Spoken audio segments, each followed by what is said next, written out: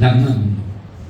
आणि ज्यावेळी हजारो वेळा त्या डोक्यात आलं की तांब्याची तार वापरली, सोन्याची वापरली, चांदीची वापरल्या, सगळ्या तारा वापरल्या आणि डोक्यात क्लिक झालं की एक तार वापरायची राहिली, ती म्हणजे टंगस्टनची तार वापरली. बटन दाबल्याबरोबर लाईट लागली, अत्यानंद झाला त्याला. आणि आज ह्या लाईटा because of him God it's God's gift येईल, देवाची आपल्याला गिफ्ट आहे, पण त्याच्यामुळे झाली. आणि आपण यश मिळवताना यशा पाठीमागची आपली विचारसरणी काय, तो म्हणला असता आता बल्ब शोध लागला, आपण नवरा बायको तेवढं जगाला कोणाला सांगायचं सगळी मुलं. त्यावेळी काय होतं, ते रॉकेलची दिवे किंवा गुढेजरा दिवे रातभर लावले, नाकाचं असं काळा पिकूड व्हायचा, सगळा घाणे घाण, कार्बन डायऑक्साईड वर जायचा. बल्ब शोधल्यावर बंद झालं सगळं, ते सगळ्या जगाला दिलं त्यानं. त्याचा दृष्टिकोन मानव नोबल कंटॅक्ट होते त्याचं, आणि सगळ्या जगाला त्या प्रकाश मिळाला. पण त्यानं 999 वेळेला अपयश आल्यानंतर सुद्धा, not a joke, take it carefully, seriously, take it seriously, one side I am telling you, पुन्हा सांगतो, 999 वेळेला अपयश आला असता. अपयशी यशाची पहिली पाहिजे, 999 हजारा वेळेला ते सक्सेस झालं. तर मी तर म्हणतो त्या पाठीमागं दुसरं मला काय सुचलंय, 999 वेळेला अपयश आलं असता, हजाराव्या वेळेला यश येणं ही देवाला त्याची दया आली असते. देवाला त्याची दया आली म्हणून शायर म्हणतो, खुदी को कर बुलंद इतना, खुदी को कर बुलंद इतना कि तकदीर से पहले खुदा खुद बंदे से पूछे बता तेरी रजा क्या है. खुदी को कर बुलंद इतना कि हर तकदीर से पहले खुदा खुद बंदे से पूछे. देवानं भक्ताला विचारलं पाहिजे, काय तुझ्या नशिबात लिहू सांग. एडिसनला शेवटी सक्सेस दिलं because of perseverance, positive thinking and hard working. पहिल्यांदा तर होतच, आणि तो आज बल्ब आपण वापरतोय. आता अजून एक उदाहरण सांगतो तुम्हाला. तो पॉझिटिव्ह, माझं लेक्चर आहे पॉझिटिव्ह थिंकिंग स्पेशल, त्यात सांगेन. आता ह्यात वेळ नाही मला सांगायला, की तुम्ही आम्ही आता ही कशाची तपस्या झाली, संशोधनाची तपस्या. आता पैसे श्रीमंत होण्याची तपस्याचं एक उदाहरण सांगतो. श्रीमंत होण्याची एक मुलगा होता, आणि त्याला आता पैसे सगळ्याला, एव्हरीबडी वॉन्ट्स टू अर्न मनी, सगळ्याला पैसे कमवायचे, मला कमवायचे, तुम्हाला कमवायचे. पण जो जीता हुई सिकंदर कहते हैं, एक तरुण होता आणि त्या डोक्यात कल्पना सुचली, तो उस बात का दीवाना हो गया था अमीर बनने का. उसके सर पे जुनून छा गया था, मैं एक दिन दुनिया का अमीर बनूंगा. यस, त्यानं काय केलं, जमीन होती 4-5 एकर, ती विकली आणि त्यातले थोडे पैसे घेऊन तो अरबस्तानला गेला. त्यावेळी विमान नव्हतं, पाण्याच्या जहाजाने गेला. आणि जाताना काय केलं, प्लास्टिकच्या पिशवीत गुलाबाची फुलं मिळतात नाही विकत, ती गुलाबाची फुलं 5-25 घेऊन गेला. आणि तिथं अरबाचे पेट्रोल पंप आहेत, त्यांना सांगितलं की तुमच्याकडे नाही, ते असे तुमचे पेट्रोल पंप सजवून देऊ का मी गुलाबाच्या फुलाने. ते अरब खुश झाले, शक्य आहे का, शक्य आहे, मी करतो की म्हणला. ह्याला माती मी आणतो इंडियातनं म्हणला. ठीक आहे म्हणले, पण मला पैसे नाहीत म्हणला. हे सगळे पैसे मी निघून इथं आला, एवढं करून आता पैसे किती पैसे पाहिजे. अरबाने जर सांगितलं तेवढे पैसे दिले, लाखो करोड रुपये. आला इथं आणि काय केलं त्यानं, त्या जहाजात माती भरली. कोण जायला, भारतातनं माती विकत घेतली, जहाज भरून माती घेतली आणि अरबस्तानला गेला. आणि तिथं हाताखाली वर्कर घेऊन तिथं काय केलं, त्या सगळ्याचे पेट्रोल पंप गुलाबाच्या फुलाच्या कुंड्याने सजवून ठेवले. अरब खुश झाले, भरपूर पैसे दिले आणि मग इंडियाला परत आला. हा भारतातला तरुण होता. आज भारतातला सर्वात श्रीमंत अंबानीचे वडील Dhirubhai Ambani. Dhirubhai Ambani is the richest person in India. He has 2 sons, Mukesh Ambani आणि अनिल अंबानी. आज मुकेश अंबानी टॉप मोस्ट श्रीमंत आहे. त्याच्या पाठीमागं ही तपस्या होती, कसं वेट लागलं होतं पैसे कमायचं. उस बात की दीवानगी छा जानी चाहिए, दीवानगी. प्रेम सगळ्याला माहित आहे की प्रेम करतो आपण. आता प्रेमाची तपस्या बघा. जगात आपण एक प्रेम ऐकलेलं असतं, लैला मजनू. तर लैला मजनू खरं खोटं का माहित नाही, पण त्यावर एक कोटेशन काय आहे, कोड़े बरसते थे मजनू की जिस्म पर, निशान होते थे लैला के जिस्म पर. त्याला कोड्यानं मारत होते मजनूला आणि ते उरण उठत होते लैलाच्या शरीरावर. Is it possible in this age? आता युगात शक्य आहे का? कोण मी प्रेम करतो, मला मारत यावर, मला मारून त्याच्या उठत नाही, काय नाही, मला कुठं मारताय, एवढं प्रेम नाही. आजचं प्रेम कसं सांगू तुम्हाला, प्रेम मी तुझ्यासाठी 7 समुद्र ओलांडून यायला तयार आहे. प्रियकर काय म्हणतो, प्रेम मी तुझ्यासाठी 7 समुद्र ओलांडून यायला तयार आहे. मग काल का आला नाही? गटार आडवा आला होता. असं प्रेम आहे. मग लैला मजनूच्या प्रेमामध्ये एक त्यात प्रेमाची तपस्या सांगलं. त्यात महत्वाची ही गोष्ट घ्यायची आपल्याला, गैरअर्थ घ्यायचं नाही. तर ज्या वेळेला त्या लैलाच्या भावानं मजनूला खूप मारलं, तो बेशुद्ध पडला. का मारलं? तू जाता येत आमच्या घराकडे का बघतोयस वर? तो जाता येता लैलाकडे बघायचा, तर पुन्हा बघत नाही म्हणून सांग. आणि मग त्याला सोडलं. लैला खाली आली, त्याला पाणी पाजलं. म्हणजे कशाने माझ्या घराकडे बघू नको, शपथ का? मग शपथ खातो, बघत नाही म्हणला. मग घरी गेला, दुरुस्त झाला. पुन्हा 15 दिवसांनी दुरुस्त झाल्यावर पुन्हा भाजी आणायला गेला. तर आता खाली मान घालून गेला, असं असं करत भाजी आणली. आणि ज्यावेळी परत यायला लागला आणि त्याला जायचं तेवढ्यात वर बघितलं, त्याचा भाव तिथंच होता. पुन्हा धोपटला, धरून पुन्हा बेशुद्ध पडला. लैलानं विचारलं, तुझी कितनी बार कहा था मेरे घर की तरफ मत देखना भाई, मेरा तुझे पीटता है मारता है, फिर क्यों देखता है? तर त्याच्यात तुमचे एक वाक्य जे आहे ते विद्यार्थ्यासाठी महत्वाचं आहे. तुम्ही अभ्यास, तुमची लैला कोण आहे? तुमचा अभ्यास, तुमची परीक्षा. तुम्ही मजनू होऊन तिच्या पाठीमागे लागलं पाहिजे. तर तो काय म्हणाला? बार बार मेरा भाई तुझे मारता है, तू मुड़ मुड़ कर मेरे घर की तरफ मेरी तरफ क्यों देखता है? तो मजनू ने कहा, लाख कूचे में सोचा तेरे संभल के चलूं. लाख वेळाला विचार केला तुझ्या गल्लीतनं जायचं, सांभाळून जायचं. लाख कूचे में सोचा तेरे संभल के चलूं, मगर कदम डगमगाए तो मैं क्या करूं? कदम डगमगाए तो मैं क्या, मला कंट्रोल होत नाही.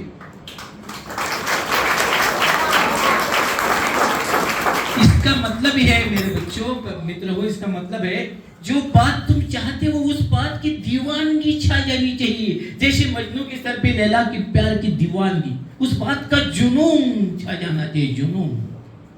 जब मजनू को गांव के बाहर निकाला गया, वो पागल हो गया और एक हिरन का बच्चा उसके हाथ में आया. तो हिरन के बच्चे से क्या कहता है? कहना एक दीवाना तेरे प्यार में आए भरता है, लैला लैला करके तेरी याद में दिन गुजारता है. त्या दिसते पिल्लू उडी मारून लैलाकडे गेलं, लैलाच्या खेळत बसलं आणि त्यानं ओळखलं ते प्रेम आत्मिक प्रेम होतं. आणि ओळखलं हे मजनू की तरफ से आया है आणि त्याला परत पाठवलं. इतकं अगाढ प्रेम होतं, अगाढ प्रेम. हे झालं तरुणीचं. 10वीच्या इंग्लिश पुस्तकात द आयडियल लव हा धडा होता. एक डॉक्टरीन बाई होते, त्याच्याकडे एक म्हातारा आला. म्हातारा, बघा हे प्रेम कसं नवरा बायकोच आहे. आणि तो म्हातारा प्रेमाची तपस्या विषयावर बोलावला. हार्ड वर्किंग टॉपिक खाली. तुम्हाला हार्ड वर्किंग अभ्यासात करायचं आहे, यशात करायचं आहे. इतकं कष्ट करा, इतकं कष्ट करा कि खुद ही को कल्पना इतना क्या तकदीर से पहले खुदा खुद बंदे से पूछे बता तेरी रजा क्या है. Why are you waiting for success? Success must wait for you. तुम खुदा क्यों मांगते हो? तुम खुदा को क्यों मांगते हो? खुदा तुमसे जरूर पूछेगा क्या चाहिए, कितनी तपस्या कर रहा है, कितनी भक्ति, कितनी इबादत कर रहा है. मैं तुझे देने के लिए तैयार. It is possible. तर हे घडून गेले. तर तो डॉक्टरीन लेडी डॉक्टर होत्या, त्या अनमॅरिड होत्या. आणि एक म्हातारा आला आणि ते म्हणला की डॉक्टर, हा डबा होता जेवणाचा आणि तो म्हणते अंगठ्याला लागलो होतो, जखम झाली होती. आणि तो म्हणला की टाके घ्या. असा बसला खुर्चीवर आणि अंगठ्याला म्हणला टाके घ्यायचे, स्टीज म्हणतात त्या स्टीज. तर ती टाके घ्यायला आली. टाके घेताना थोडं दुखलं म्हणताना ती डॉक्टरीन बाई काय म्हणल्या, तुमच्या घरी म्हणजे कशात आपण इंजेक्शन करताना डॉक्टर कसं म्हणतो नाही तुला काय पाहिजे खायला असं म्हणत पण इंजेक्शन करतो. तर डॉक्टरीन बाई काय म्हणल्या की तुमच्या घरात कोण कोण आहे काय? कोण नाही म्हणला. एक टाका घेतला, दुसरा टाका घेतला. डबा घेऊन कुठं चाललाय? माझी बायको आहे म्हणला दवाखान्यात. मग काय झालंय त्याला? तर अल्झायमर ती कोमात आहे म्हणला. तिसरा टाका घेतला, जखमला ड्रेसिंग केलं. ती डॉक्टरीन बाई म्हणल्या की तुम्हाला ओळखते का? Does he know you? English मध्ये डज ही नो यू? तर तो म्हणला शी डझंट नो मी. ती मला ओळखत नाही. मग कशाला त्याला ओळखत नाही तर तुम्ही तिची सेवा करते माहिती कशाला जाते? नाही म्हणला. She doesn't know me who I am, but I know her who she is. ती मला ओळखत नाही मी कोण आहे, पण मी त्याला ओळखतो ती कोण आहे. ती माझी पत्नी आहे, माझी जीवन साथी, माझी अर्धांगिनी आहे. आज कोमामुळे ती मला ओळखत नाही मी कोण आहे, पण मी त्याला ओळखतो ना की जीवनाचा प्रवास त्याच्यावर माझा केला, मी त्याला ओळखतो. म्हणून भरभर डबा घेऊन गेला. त्या डॉक्टरीन बाई अशाच बघत उभा राहिल्या आणि त्यांच्या दोन्ही डोळ्यातून अश्रूच्या धारा लागल्या. आणि त्यांनी देवाला वर करून सांगले, ऐ खुदा देना है तू मुझे ऐसा पती दे दे. असला मला नवरा दे. It is called an ideal love. याला म्हणतात प्रेमाची तपस्या. तर ही तपस्या जर प्रेमाची जर आपण केली तर अशक्य असं काहीच नाही. म्हणून हार्ड वर्किंगची अनेक उदाहरणं आपल्याला देता येतील. दुसरं उदाहरण घेऊया आपण. आता देवाची तपस्या करतो. मुसलमान नमाज पडतात, हिंदू मंदिरात जातात, ख्रिश्चन चर्चमध्ये जातात. फॉर एक्झाम्पल एक घेतो मी, की आपण म्हणतो रामाच्या मंदिरात गेलं, राम राम राम राम झालं, प्रभू रामचंद्र की जय, सीताराम जय वगैरे. ही तपस्या नाही झाली. ज्यावेळी एका भिल्लानं अनेक खून केले होते आणि त्याने कवट्यांचा ढिगारा लागला होता, तिथून नारद जात होते आणि नारदाला मारायला उठल्यावर नारद म्हणाले, तू का करतोय? तर माझ्या मुलाबाळासाठी करतोय, लोकांना मारून त्यांचे हिसकावून घेतोय. तर तू पाप करतोय, तुझ्या पापात ते सहभागी आहेत का? त्याने विचारलं घरात. तर म्हणले आम्ही तुझ्या पापात सहभागी नाही, पण म्हणला पकड करतोय. तर तो कोळी काय म्हणला, वाल्या कोळी, तो काय म्हणला की अरे बापरे, माझ्यापासून खूप पाप झाले, मी खूप माणसं मारली, मी काय करू? रामनामाचा जप कर. दिले तर सुटका दिली, खूप पाप केलीस तू आता, पण आता करत नाही, मला सगळं सोडलं. आणि त्या ठिकाणी झाडाखाली बसला. नारद निघून गेले. तो काय म्हणत बसला, रामनामाचा जप कर, राम राम राम राम राम राम राम राम राम राम. इतका म्हणला, इतका म्हणला, इतका म्हणला. रात्र गेली, दिवस गेले, आठवडे गेले, वर्षे गेली, पण राम रामची तपस्या चालू होती. न भूख है ना प्यास, न नींद है ना आराम, हर वक्त राम के नाम की रट लगाए बैठा. अंगावर मुंग्याचं वारुळ चढलं. दाढी लांब लचक वाढली होती आज वारुळातच. आणि कितीतरी वर्षानं नारद तिथून पुन्हा जात होते, तर वारुळातून आवाज आला, राम राम राम राम. त्याने म्हटलं इथून कुठून आवाज येतोय? त्याने कुदळीने ते घेतली, ती त्यांना फोडलं, तर आत तो दाढीवाला माणूस. कोण आहे तो? तर तो मीच की. मला तुम्ही सांगितलं होते तपस्या करा, राम नामाचा जप केला. किती वर्षे? तुम्ही गेल्यापासून. अरे काय केलं हे? काय नाही म्हणलं, राम नामाचा जप म्हणल्यावर जपत. फोन करतो त्यावेळी फोनच करतो तू. आता रामाची भक्ती म्हणजे रामाची भक्ती. तर आशीर्वाद दिला, मला देवानंच पाठवले म्हणला. आता तुला ज्ञान प्राप्ती झाली. आणि तो वाल्याचा कोण म्हणला? वाल्मिकी, ज्यानं रामायण लिहिलं. जे रामायणात फक्त भारतात नाही, जगभरात चवीनं पाहिलं जातं, वाचलं जातं. तर ही काय झाली? कशाची तपस्या झाली?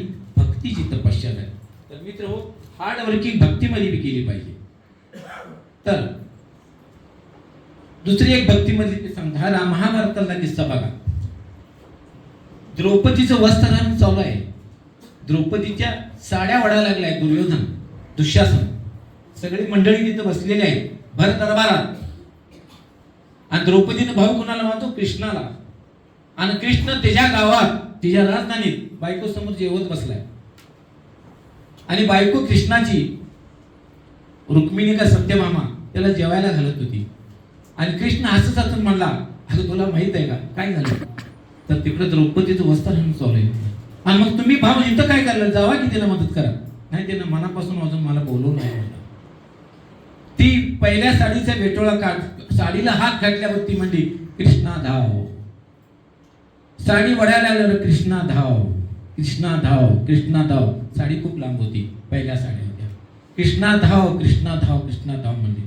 आणि यावेळी त्याला कळलं, आता माझ्या साडीचा शेवटचा वेटोळा शिल्लक आहे, माझं वस्त्रहरण होईल, माझी अब्रू जाईल. त्यावेळी शेवटला ते म्हणले, कृष्ण धाव म्हणून जी आत्म टिकाळी फोडली. देव होता. Within a second Krishna appear. तिथं कृष्ण प्रस्तुत झाला आणि साड्याचा कोरडा करून तिचा अब्रू वाचवली. आणि पुन्हा ज्यावेळी ती कृष्णाच्या बायको विचारलं की आता कसं केला तुम्ही? तर त्यावेळी जोपर्यंत तुम्ही बाय हार्ट, जब तक तुम दिल से कोई दुआ नहीं मांगते, तब तक वो खुदा तक, ईश्वर तक पहुंचती नहीं पहुंचती. मनापासून जोपर्यंत तुम्ही येत नाही, ते कृष्णार्थ म्हणून ज्यावेळी आत्मा ओरडली, डायरेक्ट करंट लागला आणि तो कृष्ण तिथं आला. ही काय झाली? ही भक्तीची तपस्या. अशी भक्ती करून लोक गेलेले आहेत. तर दुसरं एक उदाहरण सांगायचं तुम्हाला. ती आता सिंगिंग मध्ये तपस्या, गाणं गातो आपण. किशोर कुमार, मोहम्मद रफी, लता मंगेशकर वगैरे गाण्याची तपस्या केली आहे लोकांनी. तुम्हाला माहिती आहे, एक ऑब्झर्वेशन मी एकट्यानंच केलं आहे. प्रत्येक गायकाचे गायकीचे गाल असे फुगलेले असतात. आता ती श्रेया काय घोषवाल कोणतं आहे बघा, कुठलीही घ्या, लता मंगेशकर घ्या, आशा भोसले घ्या, त्यांचे गाल असे फुगलेले असतात. आणि गायिका किशोर कुमार, मोहम्मद रफी कोण आहेत? कारण का माहिती आहे का? ते रियाज करून कोण रियाज करा, रियाज. तर एक मुलगा 6वीला होता, 6वीला असताना 12-11 वर्ष वय असते, आणि 6वीला होताना त्यानं शाळेतनं पळून गेला, घरी गेला नाही. त्याला नाद होता संगीताचा, घरी शिकू देत नव्हते, आणि त्यानं तिथून गेला पुण्याला गेले. पुण्याच्या एका जंगलात गेला आणि तिथं एका गुरुजवळ त्यानं म्हणलं मला संगीत शिकवा, मी शाळा सोडून होणार. कशाला? नाही, मला संगीत शिकायचं आहे म्हणलं. आणि 6 किलोमीटर जो चालत जायचा, 6 किलोमीटर डोक्यावरनं पाण्याची घागर गुरुसाठी आणायचा, अशी कित्येक वर्षे तपस्या केली, थोडक्यात सांगतो. आणि असा गायक झाला की शेवटी तो इतका गाजला की ज्यावेळी ते गायला लागले की लोक मंत्रमुग्ध व्हायचे, जसा काय तानसेन गातोय का. आणि त्याला भारत सरकारनं 6वीतून वर्गातून पळून गेलेल्या मुलाला भारत रत्न पुरस्कार दिला, आणि त्याचं नाव भारत रत्न पंडित भीमसेन जोशी. काय म्हणायचं, ही मित्र ही गायनाची तपस्या. मी मुद्दाम सांगायला लागलो, ही गायनाची तपस्या. आता पुढचा टॉपिक आहे की तुम्ही ज्या गोष्टीत त्याची तपस्या केली पाहिजे. सचिन तेंडुलकर ज्या वेळेला 16 वर्षाचा होता त्यावेळी पाकिस्तानमध्ये क्रिकेट खेळायला गेला, त्यावेळी पाकिस्तानमध्ये फलक लावली, सचिन बच्चे ज्या माँ का दूध पी करा, त्याला चिडवायला लागले. आणि त्यावेळी रावळपिंडी एक्सप्रेस कोण बॉलर होता, कोण शोएब अख्तर, वाशिम अख्तर, म्हणजे टॉप क्वालिटीचे बॉलर घेतो म्हणून विकेट काढून काढता येते. आणि त्याच्यासमोर सचिन ते काय सांगा, अगोदर उंची कमी एवढा हे गडी. तर सचिन तेंडुलकरनं आत्मचरित्रात लिहिलंय की तो रात्रभर झोपला नाही, डोळे लाल झाले होते, डोक्यात एकच होता की मी पहिल्यांदा पाकिस्तानात आलोय. यांची बॉलर ते आताच्या काळात त्यांचं काय संघ बरोबर नाही, पण त्या काळात टॉप होते ते इम्रान खानच्या त्या कॅप्टनशिपमध्ये त्यांनी वर्ल्ड कपही जिंकला होता. तर त्यांच्या बॉलिंग कोण, त्यांचा स्पिनर अब्दुल कादीर, हे त्याने लिहिलंय तेंडुलकर आत्मचरित्रात. तर रात्रभर जागा राहिला की सकाळी खेळायचं कसं, ज्यावेळी ग्राउंडवर बॅट करून आला, सचिन ज्या दूध पी क्या पोस्टर लागलेलं चिडवत होते त्याला. तर मी काय कोणाला काय उत्तर दिलं नाही, काय नाही, एकच लक्ष कर, टार्गेट. माझं ध्येय आहे, I want to make century, my country must win it, माझा देश जिंकला पाहिजे. आणि पहिला बॉल प्ले केला, लोक हसायला लागले, दुसऱ्या बॉलला बॉन्डी लगावली, तिसऱ्या बॉलला छक्का लगावला, सगळा पिन ड्रॉप सायलेंट झाला. आणि ज्यावेळी वाशिम अक्रम सारख्या इतक्या महान फलंदाजांना ज्यावेळी 6 मारला, त्यावेळी तो सुद्धा हक्काच्या पक्का झाला, आऊट झाला नाही. मग अब्दुल कादीरला बोला, अब्दुल कादीर जगातला असला स्पिनर होता, तो नाचत यायचा बॉलिंग करायला, नाचत यायचा, त्याचा बॉल सापासारखा असायचा, कळायचं नाही कुठनं गेला कुठनं आला. बॉल बॅट करत बॉल मागे स्टंप घेऊन जायचा, असला घेतो म्हणून विकेट काढणार अब्दुल कादीर त्या काळचा. तर अब्दुल कादीरला इम्रान खाननं बोला आता ह्याला आउट कर म्हणून. आणि ज्यावेळी अब्दुल कादीरनं बॉल टाकला, पहिला प्लेयर गेला, दुसऱ्या बॉलला ज्यावेळी अब्दुल कादीरला 6 मारला, त्यावेळी अब्दुल कादीर अवाक झाला. ओव्हर पूर्ण केल्यावर सचिन तेंडुलकर जवळ पाठीवर थाप मारली, तू जीवन जगातला महान फलंदाज होतो. त्यावेळी अब्दुल कादीरचं वाक्य आहे, मला सांगा त्यानं रात्रभर झोपला नाही, क्या है ये क्रिकेट की तपस्या है, ये क्रिकेट की तपस्या है, शतकांत शतक करून शतकवीर भारत रत्न झाला, ही क्रिकेटची तपस्या आहे.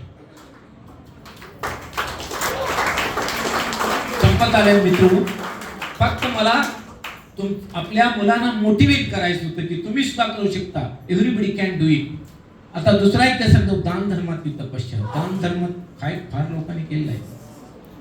अरबस्तानातली गोष्ट आहे की मोहम्मद पैगंबर सल्लल्लाहु अलैहि वसल्लम यांचे सर्वात आवडते शिष्य होते अबू बकर सिद्दीक रज़ियल्लाहु ताला. आणि त्यांनी काय केलं होतं, एका वेळेला त्यांना शत्रू संघ लढाईसाठी सामान लागायचं, निधी लागायचा, फंड लागायचा. मग त्यांनी ही मोठी लढाई आहे आणि सर्वांनी शक्य होईल तिथे जादा जादा मला निधी द्या.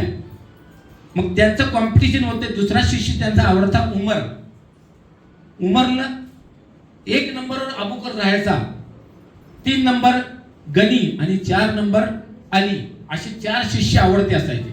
आणि त्यावेळेला उमर म्हणला की माझा काय 2 नंबर लागतोय, आज मी 1 नंबर जिंकणार, आज मी काय करणार, मोहम्मद साहेबांनी मागितलंय तर मी माझ्या सगळ्या इस्टेटीतील अर्धा हिस्सा देणार. अर्धे उंट, अर्ध्या बकऱ्या, अर्धे पैसे, अर्ध्या कुजराच्या बागा, अर्धे दागदागिने, सगळे 50% देणार मला ना, अर्ध ठेवणार. आज कुणी काय आणलं ठेवलं, दरबार ठरला होता, मुक्ताजी सगळ्या ठेवलं. मग उमर आला. उमर म्हणला, हे देवाच्या प्रेषिता, आज मैं पूरे मेरे जायदाद का आधा हिस्सा लेकर आया, आधा हिस्सा. आणि लाईन लागली बाहेर, उंट उभा केले, इकडे बकऱ्या आहेत, खजूर बिजूर सगळे दाग दागिने पैसे सगळे कमाल सगळे आले. मोहम्मद पैगंबर सल्लल्लाहु अलैहि वसल्लम म्हणाले सब लोग आए, अबू बकर क्यों नहीं आया अभी. ते सांगितलं जाकर भाऊ जाऊन बघा, ते काल नाही अजून, आपल्याला डिक्लेअर करायचं आता. तर त्यावेळेला त्याला सांगितलं तिथे तुमची वाट बघायला चला. ते आले. आल्यावर त्याला मोहम्मद पैगंबर सल्लल्लाहु अलैहि वसल्लम विचारलं अबू बकर इतनी देर क्यों हो गई. तर त्या अबू बकरने काय सांगितलं माहित आहे का, हे देवाच्या प्रेषिता, यावेळी तुम्ही मागितलं होतं ना जास्तीत जास्त द्या म्हणून, तर मी सगळंच द्यायचं ठरवलं, सगळंच, काहीच ठेवायचं नाही. उशीर का, तर त्यामध्ये माझ्या घरची एक सुई आपण कपडे शिवतो ती सुई सापडत नव्हती म्हणून मला उशीर झाला. ती सुई सुद्धा मला ठेवायची नाही. आणि मोहम्मद साहेब म्हणाले अरे तूने ये लिबास क्या बनाया है, हे कपडे काय घातले. तर उन्होंने कहा या रसूलुल्लाह मैंने कपड़े भी दे डाले सबके, मेरे बाल बच्चे औरत के सबके. और ये क्या, तर झाडाची साल जी साल अंगाला लावली आणि त्याला बटन म्हणून बाबळीचे काटे लावले आणि अशा वेशात तो दरबारामध्ये आला. त्याने सांगितलं ही देवाच्या प्रेषिता, आज मैंने कुछ नहीं रखा, सब कुछ कुर्बान किया है, सब कुछ दान किया. आणि हे दृश्य चालू असताना तर त्यावेळेला काय झालं, आता देव सर्वव्यापी आहे, त्याला सगळं माहित असते. पटकन देवाने एक देवदूत पाठवला जिब्रील म्हणून, आणि त्यांनी सांगितलं त्या मोहम्मद सल्लल्लाहु अलैहि वसल्लम प्रेषितांना की तुझ्या शिष्याची ही जी अदा है उस अदा पे खुदा फिदा हो गया है. या कृतीवर खूप देव खुश झालाय. आणि आज देवानं ऑर्डर दिली, मेरे अबू बकर ने जो लिबास किया है वो लिबास तमाम फरिश्ते करेंगे, आज तमाम मलाइका भी करेंगे, फरिश्ते. सगळे जे स्वर्गातील जे लोक आहेत सगळ्यांनी झाडाच्या सालीत बाबळीचे काटेच लावायचे, कारण आज त्या एक दिवस त्याचा मानवायचा. पण इतकी त्यानं दानधर्माची उच्च कोटी काढली. आणि त्यावेळेला हे कथानक जे मी तुम्हाला सांगितलं, भारत स्वतंत्र व्हायच्या अगोदर बिफोर 1947 1947 अगोदर लाहोर मध्ये हे कथानक धर्मगुरू सांगत असताना तिथं एक माणूस ऐकत होता, जसं तुम्ही आता ऐकताय.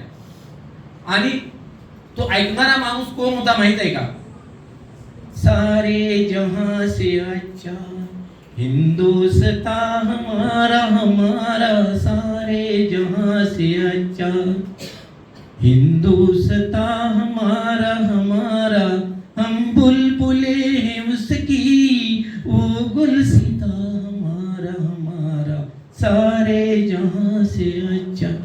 हु is the writer of this song? Allama Iqbal.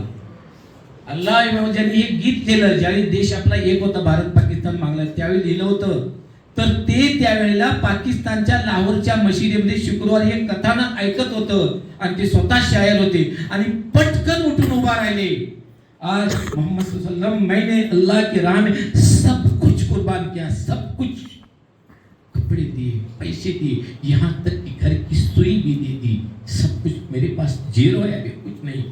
ये वाकया सुनकर अल्लामा इकबाल खड़े हो गए, उनकी जबान से अचानक निकल आया, खुदी को कर बुलंद इतना कि हर तकदीर से पहले खुदा खुद बंदे से पूछे बता तेरी रजा क्या है, बता तेरी रजा क्या है.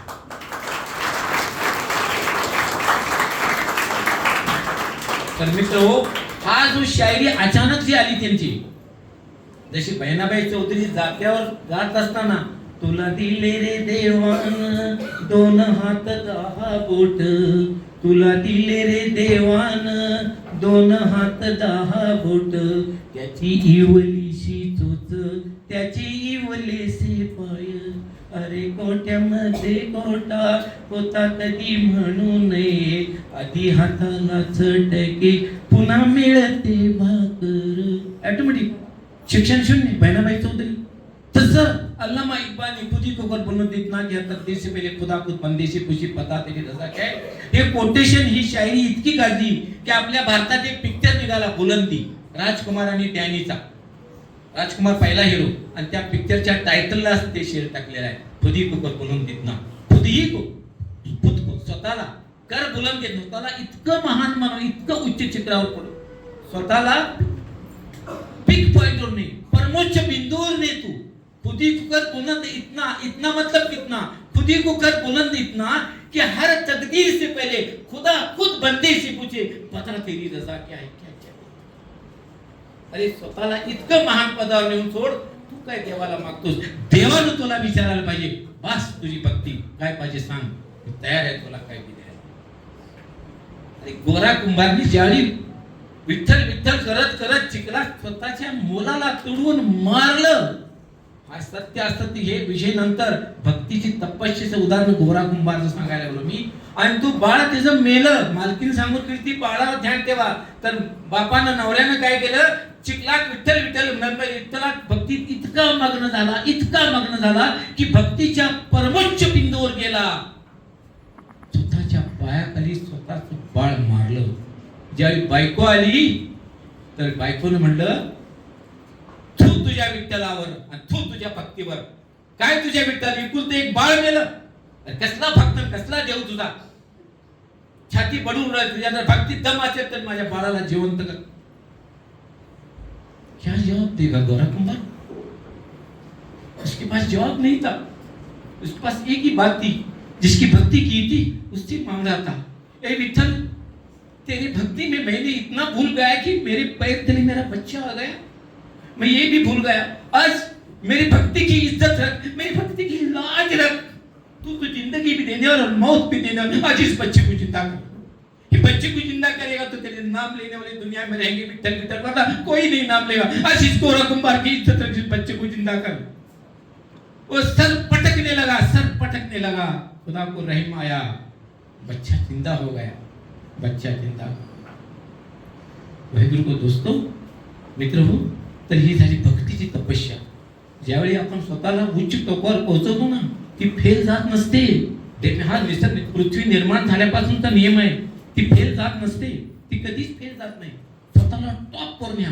तुम्ही तुमच्यात if you want take best, जर तुम्हाला उत्तम घ्यायचं असेल तर उत्तम द्या. If you want to take best, first try to learn to give best. स्वतःचं उत्तम द्या. तुमच्या हातात जेवढाही तुम्ही करा ना कष्ट, तुम्ही अभ्यासावर लक्ष केंद्रित करा, तुम्ही त्याचं वेडे व्हा, ती तुमची लैला, तुम्ही त्याचं मजनू. उस बात की दीवानगी छा जाने दीवानगी, और फिर मैं देखता हूँ वो जिसने तुम्हें बनाया, जे तुम्हें जिंदगी देने वाला है, जे तुम्हें मौत देने वाला है, वो तुम्हें कामयाबी से कैसे रोके, वो तुम्हें कामयाबी से माला माल करेगा, माला माल करेगा. दान धर्मात आणखी एक उदाहरण आहे, बिल गेट्स. ज्या माणसानं, हा भारतातला श्रीमंत नाही, जगातला श्रीमंत, जगातला, त्याने किती इस्टेट दान केली माहित आहे? 85%, 85%. आणि आज माणसानं जर, मी एक परवा एक व्याख्यानाला गेलो होतो आणि तिथं त्या शाळेला गरीब मुलांना वह्या वाटप केल्या. माझं उदाहरण सांगतोय अगोदर. 1000च्या 2 बंडल दिले वह्या गरीब मुलासाठी वाटा म्हणून सांगितलं. तर माझी अपेक्षा होती की माझं नाव पेपरमध्ये कोणतरी सांगावं. मी काय दिलं? 1000, 2000. आणि अपेक्षा काय? माझं नाव लोकांनी स्तुती करावी. या भाद्रानं जगातला श्रीमंत माणूस त्याचं एक दिवसाचं उत्पन्न भारताच्या वार्षिक उत्पन्नापेक्षा जास्त होतं. तो बिल गेट्स माणूस, त्यानं 85% दानधर्म जगात सगळ्यांना करून टाकलं. तर त्याने दानधर्म केलेले पैसे मापायला क्लार्क ठेवले होते, त्याला 50-50 हजार पगार होता. आणि एवढं करून, ही उदाहरण माझ्या वयाचं का सांगितलं, कुणालाही कळू दिलं नाही. इतना दान किया कि इस हाथ का दान धर्म उस हाथ को मालूम नहीं. वारे तेरी, वारे त्याला दान धर्म, जवाब नाही उसका. आणि शेवटी कुठं तरी कळलं. पत्रकार एक दिवशी आले, हा ऑफिस मधून बाहेर पडतो, साहेब काय नाही, थांबा साहेब, थांबा साहेब, थांबा साहेब, सांगा तुम्ही 85% दान धर्म केले का नाही? नाही नाही, खोटं बोलतोय, आम्हाला कळलंय. बरोबर, ठीक आहे, केले. 2 शब्द बोला, काय बोलायचं नाही म्हणलं. काहीतरी बोला, आम्हाला पेपरमध्ये द्यायचं आहे. तुम्ही आज जगातल्या सगळ्यात टॉप आहात. तर त्याने एकच वाक्य बोलला, एकच, it is an excellent, it is a noble sentence. काय बोलला? माईक घेतला जवळ.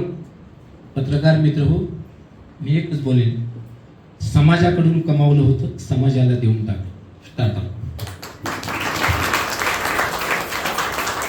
जनतेकडून कमावलं होतं, जनतेला देऊन टाकलं. त्यांनी पत्रकारांना साहेब एक प्रश्न 85% बाटली 15% का ठेवले? 15% माझी बायका आणि मुलं मला उद्या दोष देऊ नयेत म्हणून ठेवले. स्टार्टर मला निघून गेला. ही घटना बायका मुलांना कळली. तिची बायको म्हणली, माझ्या नवऱ्यानं 85% दानधर्म केला.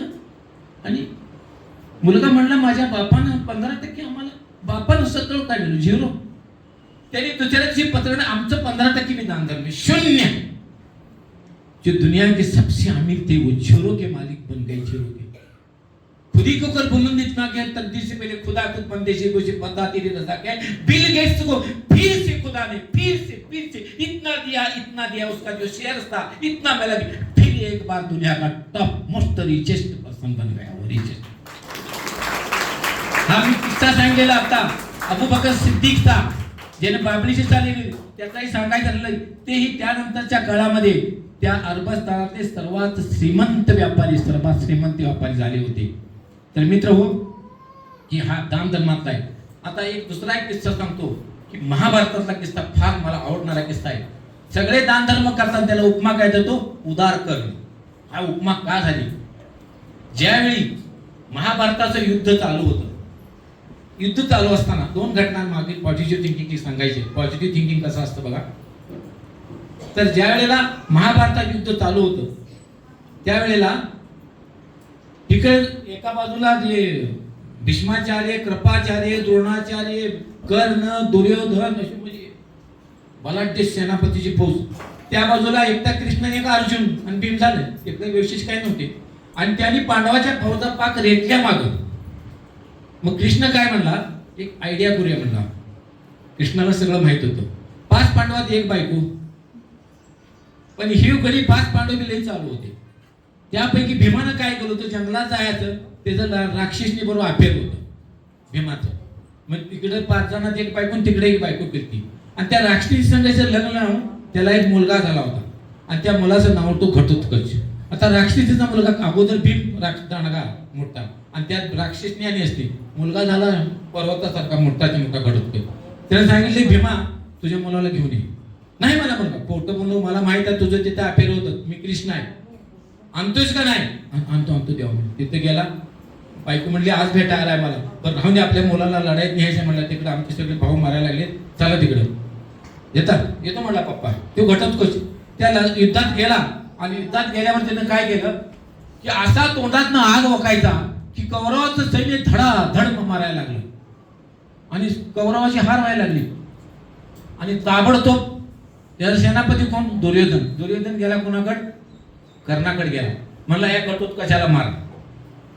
कर्ण म्हणला, माझी लढाई अर्जुना बरोबर आहे, आणि माझं जे ब्रह्मास्त्र आहे ते अर्जुनाला मारायचे ठेवले, ती घटोत्कचन तुम्ही बघून घ्या. मी इकडे अर्जुना संघ माझं तुंपलंय, ते काय सांगू नको म्हणला.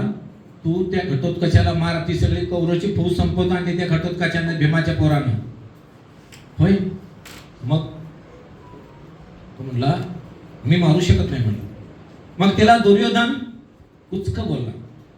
मित्रप्रेम, आता हा एक मित्राची तपस्या बघा, इथं आली विषय. तो म्हणला, तू का मारत नाही? कर्ण माहित आहे तुला. आता कळलंय की तू तुझेच भाऊ आहेत, ती कुंतीचीच मुलं आहेत. तू सूर्याच्या उपान झालेला आहे, आणि ती त्या वडिलाकडून झाली. तुझी भाऊ आहेत, तुला कळले, म्हणून तू मुद्दाम तुझ्या भावाचा मुलगा आहे म्हणून मारत नाहीस. आणि मी तुला अंग प्रतिष्ठा राजा केला, मित्रप्रेम दिलं, आज माझी हार व्हायला लागल्या, आणि तू तुझ्या भावाचा मुलगा घटोत्कच आहे म्हणून त्याला मारत नाहीस. तू म्हणला, अरे अरे अरे दुर्योधना, तू फार फार वाईट बोलला. माझ्या मित्रप्रेमावर तू शंका घेतली, वाईट केलंस तू. म्हणला, मी मारतो नाही त्याला, माझं ब्रह्मास्त्र एकच आहे, पण पुन्हा अर्जुन जर जिंकला तर मला बोलायचं नाही म्हणला. ते मला काय सांगू, त्याला मार म्हणलं. आणि ज्या वेळेला समुद्रात घेऊन गेला कर्ण, आणि त्याने ब्रह्मास्त्र सोडल्यावर घटोत्कच मरून पडला. घटोत्कच मरून पडल्यावर भीम त्याचा बाप रडायला लागला. सगळ्या पांडवांनी मान खाली घातली. आपल्या भावाचा मुलगा गेला. भीम रडायला लागला, कृष्ण हसायला लागला. रडता रडता भीमाने कृष्णाला बघितल्यावर खवळला. म्हणला, देवा माझा मुलगा मेलाय, आम्ही सगळे रडायला लागलो, तू हसायला लागलाय. तर तो म्हणला, मी हसायला लागले तेच बरोबर आहे. ते कसं काय? तर ते असं आहे म्हणला, तुला अर्जुन प्रिय आहे का घटोत्कच प्रिय आहे, या अगोदर सांग. म्हणला की माझा अर्जुन प्रिय आहे मला. मग आज अर्जुन वाचला, आज अर्जुन वाचला. हे म्हणला कसं काय? ते ब्रह्मास्त्र जे होतं ना ते आज संपलं. घटोत्कचाला मारण्यासाठी त्यानं वापरलं. आता कृष्ण, आता अर्जुन, आता कर्ण अर्जुनला मारू शकत नाही. आज तुझा अर्जुन वाचला म्हणून मी हसलो. तर मित्र हो, ही त्यातली पॉझिटिव्ह थिंकिंग फक्त कृष्णाला कळाली, बाकी कोणाला कळाली नाही. तर मी काय म्हणतो तो की त्या कर्णाला, हे अगोदर महाभारत घडायच्या अगोदर कथा, ती कृष्णानं सांगितलं की हे ज्याजवळ एक ब्रह्मास्त्र आहे आणि कवच कुठलं जोपर्यंत तोपर्यंत हे कर्ण कुणाला मरणार नाही. पण तो दान धर्म आहे, वचन घेऊन मागलं देईल. आणि त्याला दान वेशात जावा कोणीतरी ब्राह्मणाच्या, आणि त्याच्याकडे तुम्ही कवच कुंडलं घेऊन या, म्हणजे मग कर्णाला मारायचं सोपं आहे. तोपर्यंत कर्ण मरत नाही, युद्धात नाही, कशातच मरत नाही. त्याला इंद्रदेवतेने ती कवच कुंड दिली आहे. दुसऱ्या दिवशी झोपला होता कर्ण, त्या स्वप्नात सूर्यदेव आले. सूर्यदेवाने दिली होती. सूर्यदेव आले आणि म्हणाले की कर्णा, उद्या तुझ्या दरबारात एक भिक्षुक येईल आणि तो भिक्षुक नसून तो स्वयं इंद्रदेव ब्राह्मणाच्या वेशात येईल तुला दान धर्म मागायला. तुझी कवच कुंडला मागल, तू देऊ नकोस. हा प्लॅन आहे कौरवांचा, पांडवांचा प्लॅन आहे. स्वप्न उघडलं.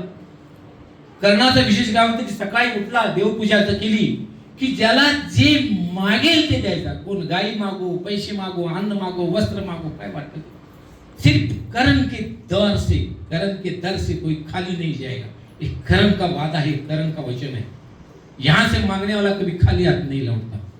सब मांगने वाले, किसी को गाय दी, किसी को बैल दी, किसी को पैसे दिए. आखिर एक भिक्षुक आया, वो कहने लगा तुम्हारा नाम बहुत सुना है, हाँ तो फिर क्या चाहिए तुम्हें, मांगो. म्हणला तुझ्या कानातली कवच कुंडलं पाहिजे मला. अरे बाप रे, कवच कुंडलं पाहिजे. तुला गाई नको, 100 गाई देतो, नको. पैसे नको, अन्न नको, कवच कुंडलं पाहिजे. ठीक आहे म्हणला. काढली कानातनं कवच कुंडून त्याला दिली. आणि ज्यावेळी तो परत निघाला त्यावेळी सांगितलं, हे ब्राह्मणा, हे इंद्रदेवा, कर्णाच्या दारात आलायस. कर्ण दानधर्म करताना तुला दान करून टाकलं की ज्यात माझा प्राण होता. खऱ्या रूपात या कर्णाला दर्शन तर देऊन जा रे. लाजला इंद्र आणि ब्राह्मणाच्या रूपातून इंद्राच्या रूपात आला, दर्शन दिलं. आणि त्यावेळी म्हणला की बस, प्राण तरी मागायला आला तर देणारा तूच आहेस, तू उदार करणं. म्हणून जब तक सूरज चांद रहेगा करण तेरा नाम रहेगा. म्हणून आज आपण म्हणतो तू मोठा उदार करणं लागून गेला का. आणि ज्या वेळेला कर्णाचा वध झाला, अर्जुनानं मारलं चाक काढत असताना, त्यावेळेला कृष्ण खाली उतरला आणि त्या डोक्यावर ज्यावेळी कर्णाचं मस्तक होतं आणि शेवटचा शब्द कर्ण बोलला, हे कृष्णा, मला माहित होते की कौरव चुकीच होते, तुमची बाजू बरोबर होती, तू तिकडे होतास. पण एक सांग, तू देव आहेस, फक्त मला शेवटचं तुझ्या तोंडून ऐकायचं आहे की अर्जुन श्रेष्ठ की मी श्रेष्ठ, एवढंच सांग की प्राण सोडतो.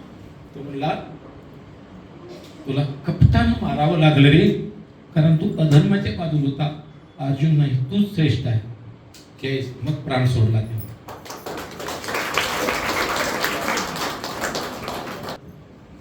जो माणूस बॅरिस्टर होता, ज्याला ब्रिटिश सरकार सुप्रीम कोर्टाचे जज बनायला आला होतो, तो मोहनदास करमचंद गांधी. क्या मिला? शूट, गोली. देशप्रेमाची तपस्या केली, तपस्या, आणि शेवटी प्राण गेला. कधीच ना देशप्रेम सोडला नाही. म्हणून आज तुमच्या आमच्या हातात जी नोट आहे, ती नोटवर महात्मा गांधी असतात. मरावे परी कीर्ती रूपी ओरावे. परमोच्च देशप्रेमाचा परमोच्च बिंदू गाठला. बाबू गेनून गाठला, महात्मा गांधीनं गाठला.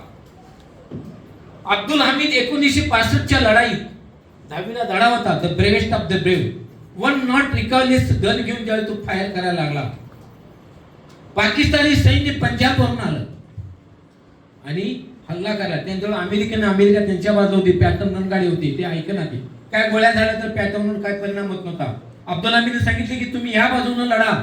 हा भारतीय मुसलमान होता आणि त्याने एक जीप घेतली आणि जीपवर एकटा सैन्य म्हणत तुम्ही सर एकटं जाऊन आहे, तुम्ही फक्त इकडनं फायरिंग करा, मी जातो. आणि जंगलात एका बाजूने जीप गेले आणि या बाजूने एक रणगाडा उडवला. त्या कोण ट्रिकोलाची गोळा होता. तो पाकिस्तानी कॅप्टन चिडला आणि म्हणला रणगाडा उडवला, फायर इन दिस डायरेक्शन, त्या बाजूला फायर करा. तोपर्यंत अब्दुल हमीद त्या बाजूला गेला, तिकडनं एक रणगाडा उडवला. पुन्हा दुसऱ्या बाजून आणि एक उडवला. 3 tanks damaged by Abdul Hamid. 3 रणगाडे एका हाताने एकट्याने उडवले, नॉट अ जोक. आणि मग तो पाकिस्तानी जो कॅप्टन तो चिडला आणि त्याने ऑर्डर काढली, fire fire in all direction, fire in all direction, सगळ्या बाजूला फायर करा म्हणला.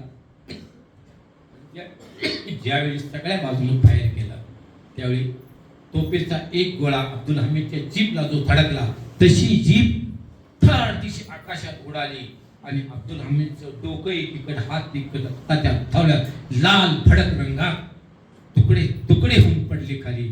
आणि हे सगळं दृश्य आपल्या कॅप्टनचं, त्यांची रेजिमेंट, त्यांची फौज बघत होती. त्यांच्या अंगात इतकं स्फुरण चढलं. आपल्या कॅप्टन एका हाती वन हँड जाऊन शत्रूची 3 गाडी नष्ट करून आपल्या देहाचे तुकडे तुकडे करून टाकले. काय या जगण्यात अर्थ आहे? आपले भारतीय सैनिक हँड ग्रेनेड तोंडानं काढून जायला लागले, सरळ समोर चालत जाऊन आणि त्या रणगाड्यात टाकायला. रणगाडा स्फोट होऊ लागला आणि प्रत्येक रणगाडा पेटू लागला. भारतीय सैनिक आवरणा. शेवटी पाकिस्तानी रणगाडे परत गेले. Pakistani tank assault was beaten. त्यावेळी लेखक काय म्हणतो, the hazards of the operation and unceasing intensity of enemy fire did not frighten Abdul Hamid. The hazards of the operation, कारवाईचा धोका, अँड अनसेसिंग एकसारखी इंटेन्सिटी, तीव्रता ऑफ फायरिंगची एकसारखी तीव्रता अब्दुल हमीदला घाबरवू शकली नाही. आणि शेवटी तिला किताब दिला. त्याची बायको आली ती मुंबईत किताब घेताना, पांढरी शुभ्र साडी घेऊन म्हातारी असली ती. तर आज अब्दुल हमीदचा धडा आहे, the bravest of the brave. Mahatma गांधीचं नोटेवर नाव आहे. बाबू घेऊन फासावर गेला, इतिहासामध्ये नोंद आहे. देशप्रेमाची ज्यांनी तपस्या केली, तपस्या, त्यांना देश कधीही विसरत नाही. ऐ मेरे वतन के लोगों, जरा याद करो पूरी कुर्बानी, जरा आंख में भर लो पानी, जो शहीद हुए उनकी जरा याद करो कुर्बानी. हम 26 जनवरी को 15 अगस्त को याद करते हैं क्योंकि उन्होंने राष्ट्रभक्ति का परमोच्च बिंदु जुनून सवार था, जुनून. तर मित्र हो, आता राहिला विषय महत्वाचा एक, शिक्षण आणि शिक्षण, तो तुमच्या आयुष्याशी निगडीत आहे. मित्र हो, मी हे तुम्हाला जे सांगायला मी स्वतः केलेलं आहे, मी स्वतः करून दाखवलेलं आहे. तुम्हाला माहित नाही, हा मुलगा जो माझा मदर इथं होता, तर मी इंग्लिश विषय शिकवायचो. त्याचा हायेस्ट कुठं होता माहित आहे? 88-89. माझी इच्छा होती की मी शिकवते विषय, कधीतरी खूप कष्ट करायचा, पण मुलं असं समजायचं नाही. 90 कोणीतरी गाठावं. इंग्लिशमध्ये 90 नॉट अ जोक. त्या काळात 100 मार्काचा पेपर, लेखी 20 मार्क, तोंडी 20 मार्क नव्हते. आणि पहिल्या स्टार्टला मजर सर जो मुलगा आहे, त्यानंच पहिल्यांदा 91चा हायेस्ट इंग्लिश मध्ये मिळवला आणि त्याला टोटल मार्क पडले 95.58%. केंद्रात पहिला. 95.5% मार्क पडले. हा ही आनंदाची गोष्ट होती माझ्यासाठी. आणि इंग्लिश तर रेकॉर्ड करायचं होतं, ते 91 मजर सरनी मिळवले, आजर सरनी नाही, 70 आणि 91 मिळवले. त्याचा एक अभिमान झाला. त्याच बरोबर जहां खुशी है वहां थोड़ा सा गम भी आता है. इसीलिए शायर क्या कहते हैं पता है क्या? खूने जिगर नहीं तो अश्क पीने का मजा क्या है. खूने जिगर मनापासून नाही आलं तर त्या अश्रू पिण्यामध्ये काय मजा नाही. खूने जिगर नहीं तो अश्क पीने का मजा क्या है. दिल हो अगर गम से खाली तो जीने का मजा क्या है, जीने का मजा क्या है. तो भाई बोलो दोस्तों, तो गम भी चाहिए, खुशी भी है. मेरे रास्ते में गम आया, मला दुःख आलं. त्या गावातले लोक म्हणायला लागले, बारसकर सर आतापर्यंत 90 कुणी गाठले, तुमच्या पोरालाच कशी 91 मिळाले. तुम्ही बाकीच्या पोराने व्यवस्थित शिकवले, तुमच्या पोराला ते शिकवलं सरळच आहे. आतापर्यंत तुमच्या सर्व्हिस मध्ये 90 कुणी गाठल्या, तुमच्या पोराला मात्र 91 जाते. हा पॉझिटिव्हिटी नाही का?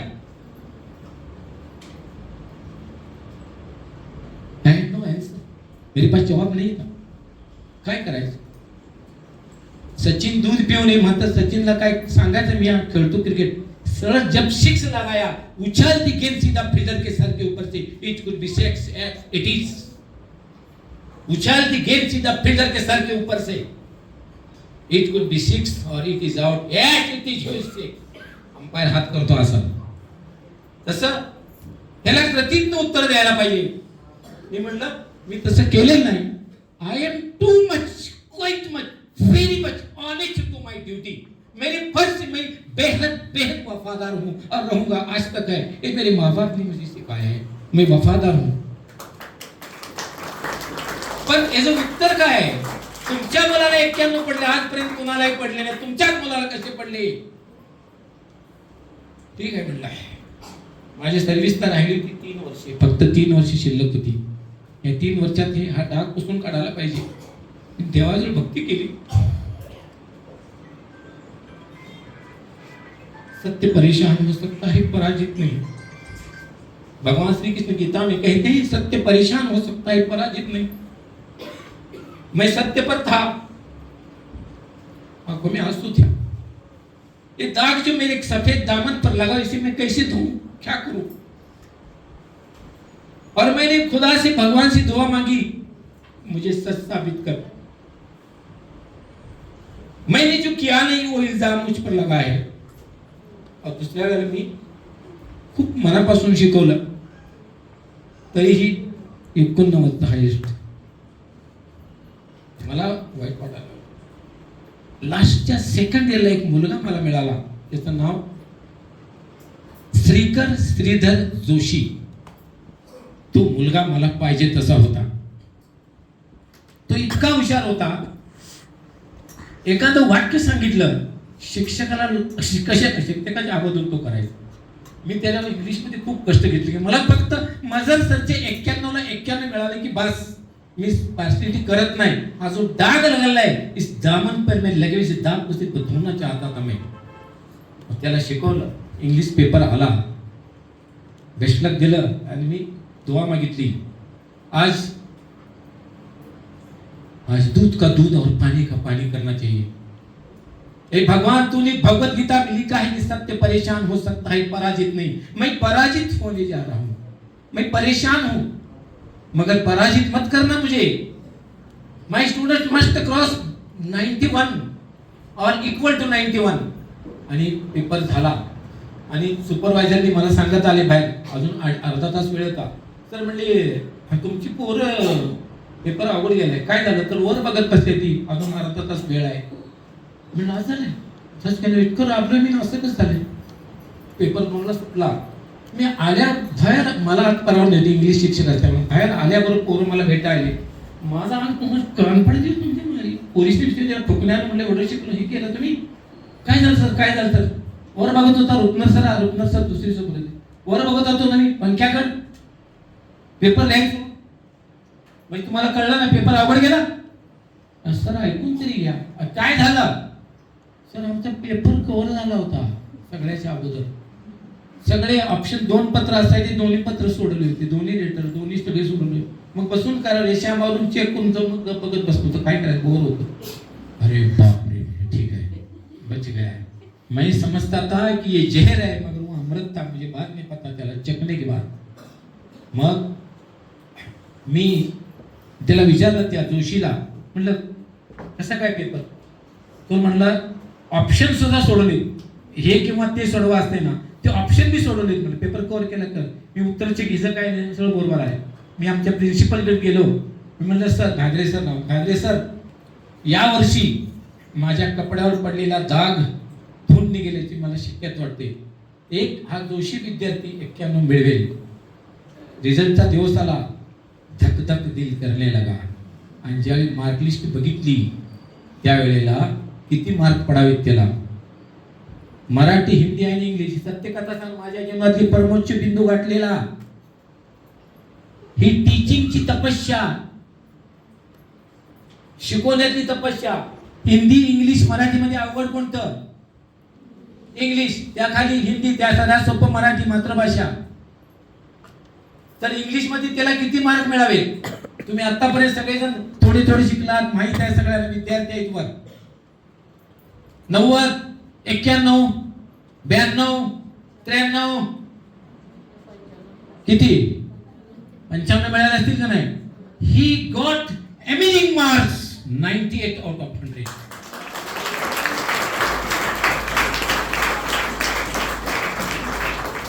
तुम्ही म्हणाल सर तुम्ही तुमचा मोठेपणा सांगताय, थप्पा मारताय. नहीं, मैं मर जाऊंगा इस इल्जाम से. सत्य परेशान हो सकता है, परेशान नहीं.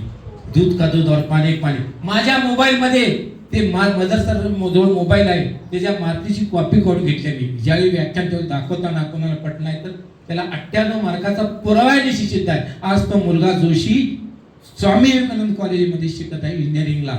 गुरुपौर्णिमेला प्रत्येकाला त्याला मेसेज येतो, म्हणजे I am proud of Joshi, I am proud of you. आणि मला मिळालेलं बक्षीस मी त्यालाच दिलं, आणि त्याला मिळालेलं बक्षीस मला दिलं. त्याच्या वडिलांनी मला जी मिठी मारली ती तासभर सोडतच नव्हते. तुम्हाला सांगतो, मी निरोप साहेबांना सांगितलं की हे 98चं जे टार्गेट आहे ते तुम्ही मोडायचं राहणे, फक्त गाठून दाखवा. अजून गाठून दाखवलं नाही. तर मित्र हो, तर हे मी केले स्वतःला. मैंने मेरा परमोच्च दिया, टॉप पिक पॉइंट में सगळ्यात टॉप. मैंने मेरा पिक पॉइंट दिया, खुदा ने मुझे भी पिक पॉइंट दिया. आज 2 बच्चे आप देखते हैं, आदर सर, मदर सर. हा माणूस MA इंग्लिश DSM आणि 1 नंबरचं मॅथ शिकवतोय. आज मदर सर जेवढी फ्लुएंट इंग्लिश बोलतात, मी स्वतः तेवढा फ्लुएंट बोलतो, पण तेवढा फ्लुएंट बोलू शकत नाही. और जब आखिर शिष्य ज्यावेळेला गुरुला हरवतो त्यावेळेला गुरु काय म्हणतो, पट्टा कोणाचा आहे. आणि ज्यावेळेला गुरु हरवतो त्यावेळेला म्हणतो आखिर वस्ताद आहे. दोन्ही बाजूला आपली. तर मित्र हो, पूर्वीच्या काळी ब्राह्मण शूद्र वैश्य अशी संस्था होती आणि दलितांना शूद्र वागणूक देत होती. एक 6 वर्षाचा मुलगा त्या उच्चवर्णीय गुरुजीने बाहेर काढला. म्हणला तू अस्पृश्य आहे, आणि त्याला छडी अशी फेकून मारली हाताने. छडी पुन्हा हात लावायची नाही. अस्पृश्य आणि तू हरिजनाचा आहेस, तू बाहेर वर्गात. त्याला बाहेर काढला. किती वय? 6 वर्ष. ही अति चिमुकली. काय वाटलं असेल हो त्याला? त्याच्या कोमल हृदयावर कसला कोराडीनं, शब्दरूपी कोराडीनं खाऊ घातला. तो रडत रडत रडत गेला आणि त्याला झोप नाही लागली. तो असामान्य मुलगा होता. तो आत्म पेटला. शिक्षणाची तपस्या विषय चालू आहे, शिक्षणाची तपस्या खास विद्यार्थ्यासाठी. तो आत्म पेटला. FASHION फॅशन म्हणजे आपण हे इन्सर्ट वगैरे करतो, आणि PASSION पॅशन म्हणजे तडप, आत्म एकदम पेटून उठलेला, त्याला म्हणतात पॅशन, कळकळ. तर तो पॅशनेट झाला होता आणि त्याने मनाला ठरवलं की ज्या गुरुजीने मला बाहेर काढला त्या गुरुजीचं शिक्षण किती आहे, त्याच्यावर त्या गुरुजी किती आहे, ज्यासाठी मला बाहेर काढलं तू ज्या खुर्चीवर बसून, मी एक दिवशी ह्या पृथ्वीवरचं, ह्या जगातलं जे शिक्षण आहे ते सगळंच घेणार. I am trying to be the top of the education, I will achieve the peak point of education. आणि त्यावेळेला तो बाहेर काढला. त्याने स्वतः अभ्यास केला. अभ्यास करताना टेबल लॅम्प नाही, खुर्ची नाही, टेबल नाही, रूम नाही, दिव्याखाली बसून अभ्यास केला. कुठल्या? इलेक्ट्रिक नांबाखाली. त्यावेळी असली लाईट नव्हती. गोडे तेलाचे दिवे किंवा रॉकेलचे दिवे, खाली डोळ्यात कचराच्या ढास तवायचे, चष्मा लागला. आणि असं करत करत करत तो शिकला. आणि तो भीम्या तू बाहेर हो, हा भीम्याचा डॉक्टर बाबासाहेब आंबेडकर झाला. भारतीय राज्यघटनेचा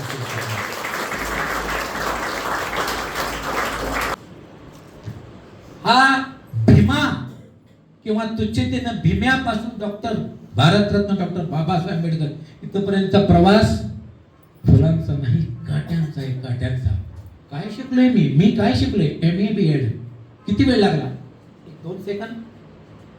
तर बाबासाहेबांची डिग्र्या ह्या एवढ्या सभागृहात कुणी सांगून दाखवाव्या. 101 रुपये बक्षीस देते ते तुम्ही जाग्यावर सांगा. कुणी सांगा कोणी प्रेक्षक पालक सांगा, मुलं सांगा बाबासाहेबांच्या डिग्र्या सांग बाळ. माझी डिग्री सांगता, माझी डिग्री सांगली MA BEd किती वेळ लागला?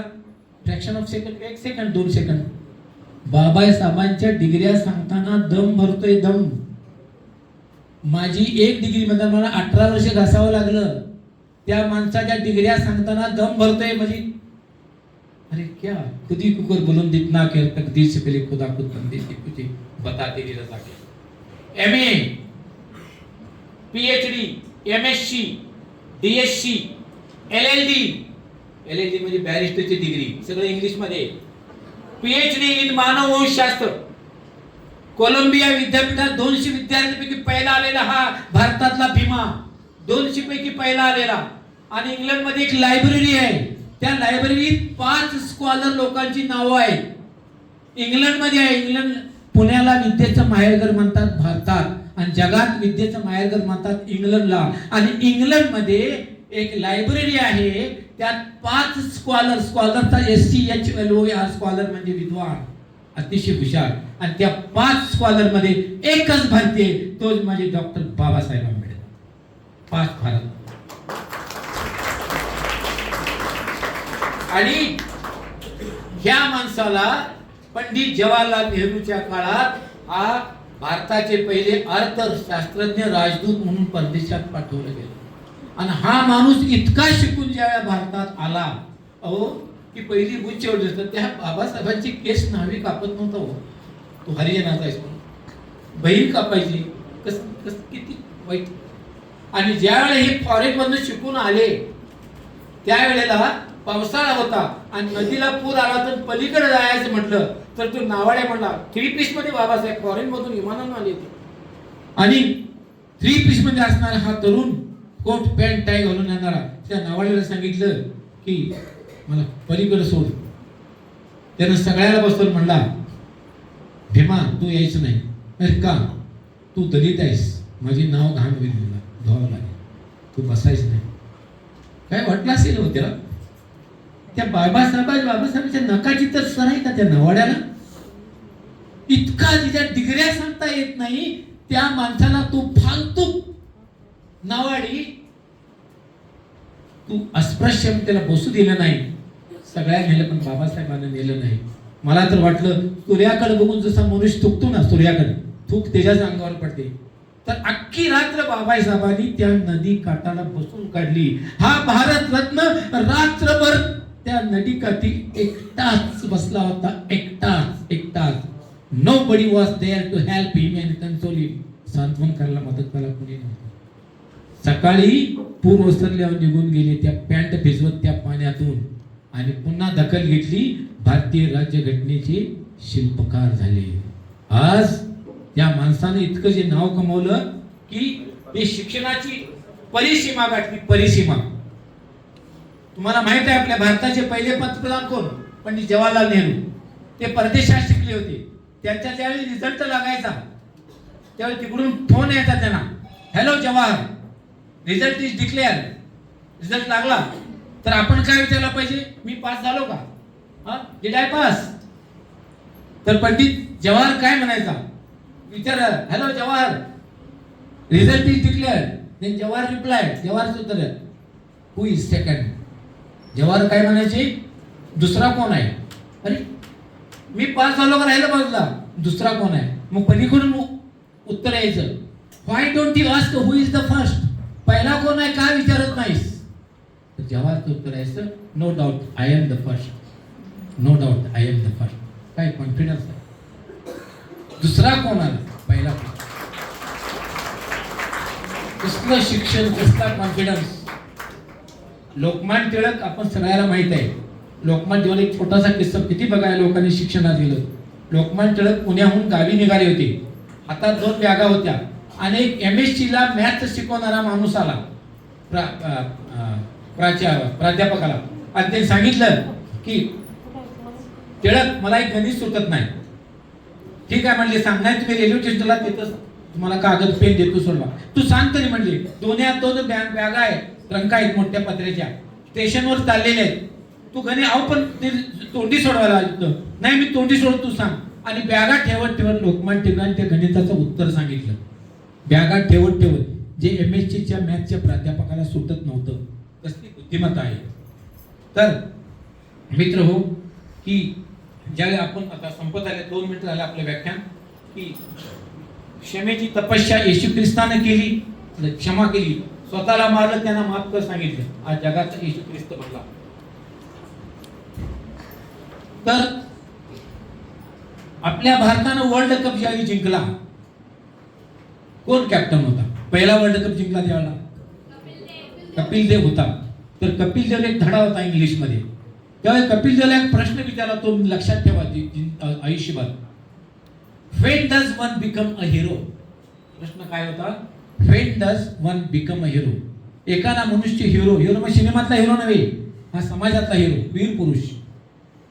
When does one become a hero? तर कपिल देवने ती 185 नॉट आउट रना काढल्या, त्यावेळी उत्तर दिलं, bigger the challenge that you overcome, bigger the challenge that you overcome, greater your recognition as a hero. अर्थ कळाला त्याचा मी सांगतो.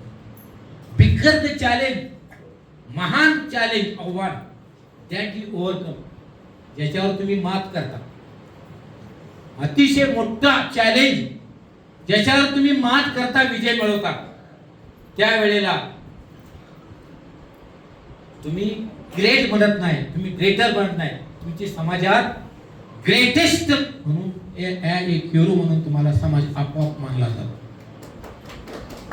तर त्यावेळेला तात्पर्य सांगायचं आहे की नॉट आउट 185 कपिल देव हा बॉलर असताना काढल्या होत्या, आणि त्या सेमीफायनल मध्ये नंतर फायनल मध्ये गेला, इंडियन पहिला वर्ल्ड कप जिंकला. तर मित्र सांगायचं तात्पर्य एवढंच आहे की आपल्याला सध्या आपल्याला तपस्या करायची आहे. कशाची? शिक्षणाची तपस्या करायची आहे. निगेटिव्ह थिंक, मला कुठलं येतंय, आम्हाला वाचता येत नाही, रडत राव घोड्यावर नाही. एक रडत राव घोड्यावर म्हण माहित आहे का मराठीतली? काय झालं ती म्हण, कशावर मिळते किस्सा 1 मिनिटात सांगतो. काय, एक माणसाला म्हणलं की ती घोड्यावर बसून असा राऊंड मार. तो काय म्हणला माहित आहे का? मला येत नाही, मला घोडं पडत. अरे बस, मला येत नाही हो. अहो बस रे बाबा, पडत नाही. अहो मी कधी बसतो नाही, मला नका बसू. अरे बस तुला म्हणतो ना बाबा, उचल. आणि त्याला घोड्यावर जबरदस्तीने बसवला. अगोदर कोंबलाच होता रडत राव, काय मला नको. बसल्यावर जसा घोडा घोडांची मारले ढुंगण होतात, कोंबलाच म्हणत नव्हतं का मी बसतो, रडत राव घोड्यावर. निगेटिव्ह थिंकिंग पहिल्यांदा. दुसरा आला, मी नव्हतो म्हणला, तुला जमते का? जमते का? जमत म्हणला. बसवा तर म्हणला.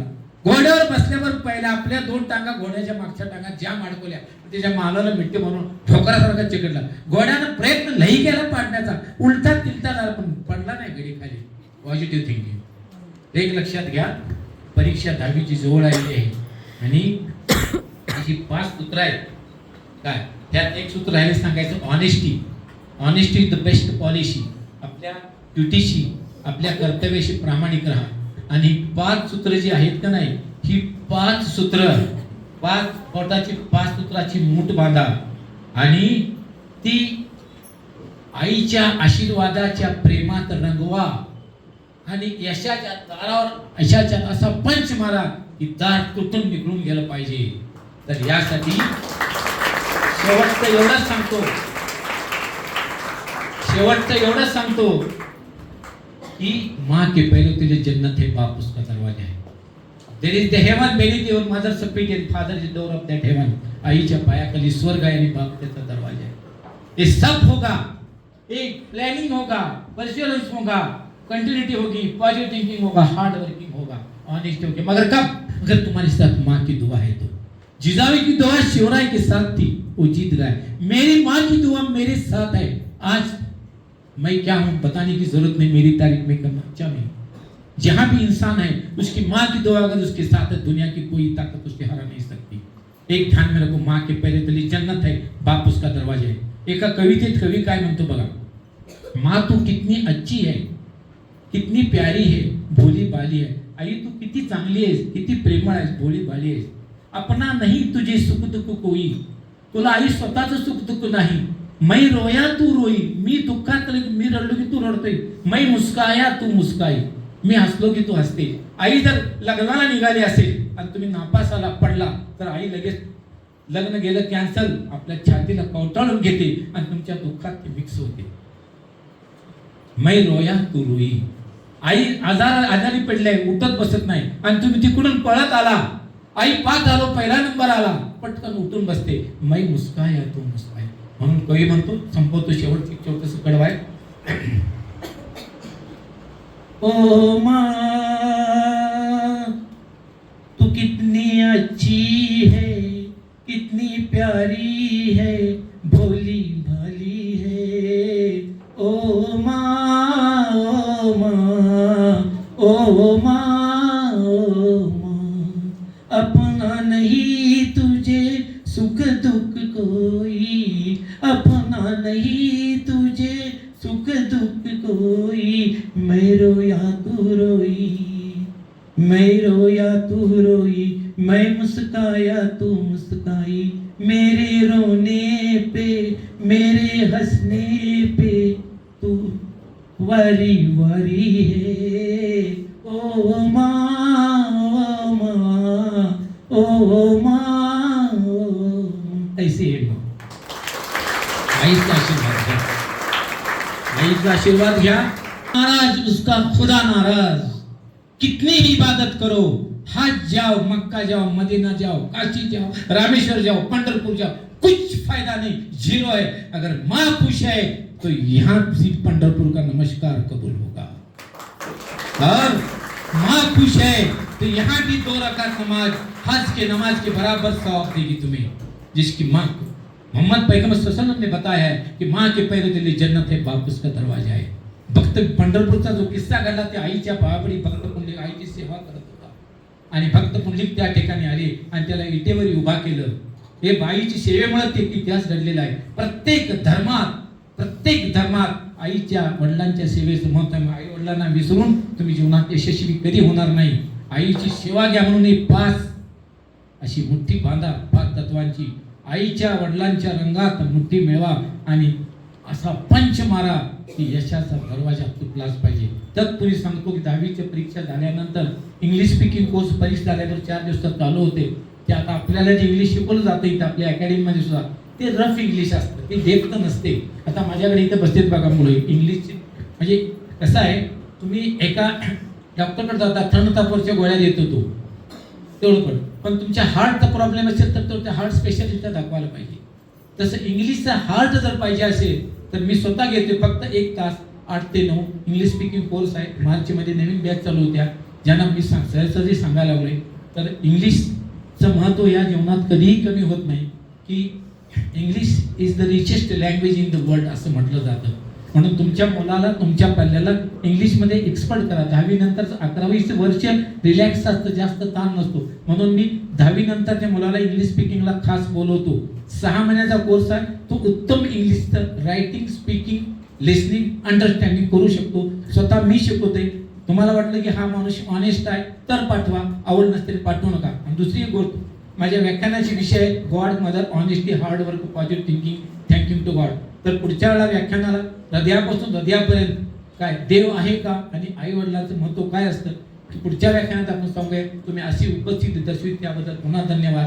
आणि शेवटी बंधूंनो, मित्र हो, हे का करायचं? पैसे कमवायचे, डॉक्टर व्हाल, इंजिनियर व्हाल, पण शेवटी काय आहे, क्यों आए हम? शेवटी मी एवढंच म्हणेन, शेवटचं वाक्य लक्षात ठेवा, विसरू नका.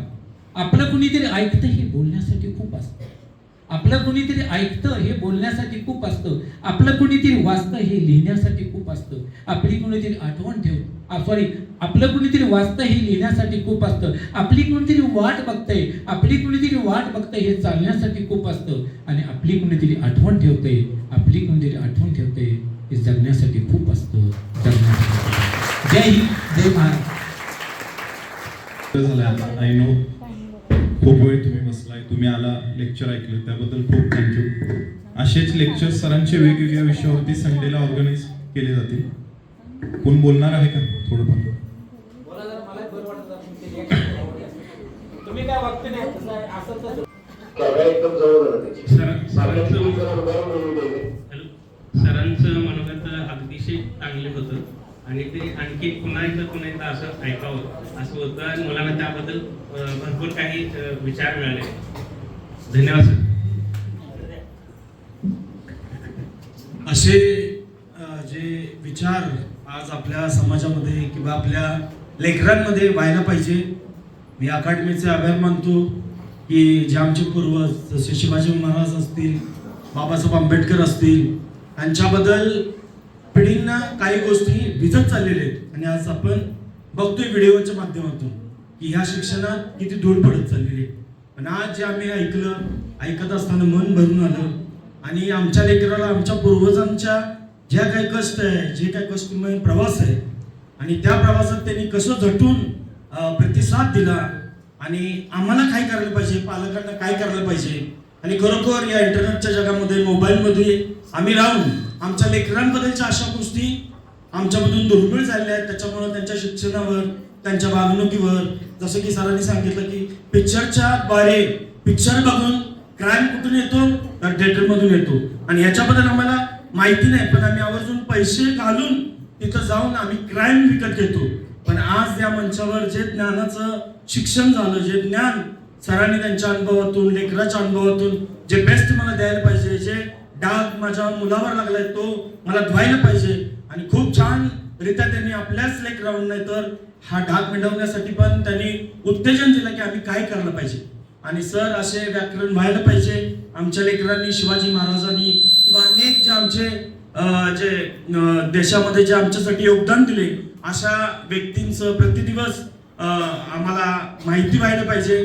कारण इंटरनेटच्या जगामुळे ह्या बाकीच्या सगळ्या गोष्टी धुळीच मिळत चाललेल्या आहेत. पण ह्या चांगल्या गोष्टींबद्दल अकॅडमीचं, सरांचं आणि दोन्ही सरांचं मी आभार मानतो की या ठिकाणी मी माझ्या लेकरांना घालून कुठल्याही प्रकारची चूक केली नाही. प्रत्येक प्रकारे त्यांनी काउन्सिलिंग देतात.